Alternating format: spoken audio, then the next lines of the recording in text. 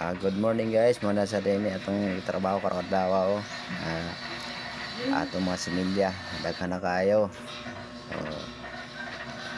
Isa na lang kasi mana pabotan i-transfer na siya kay dagko na. So nakatayo din day ang mga tanumanan sa kilid-kilid humano siya daro. So ang pagkuha na lang pagplaster.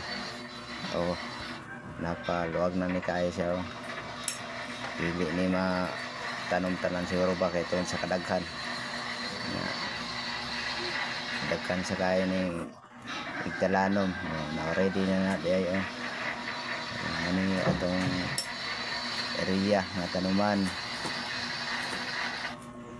ini among kuan sa bukid, among lugar sa bukid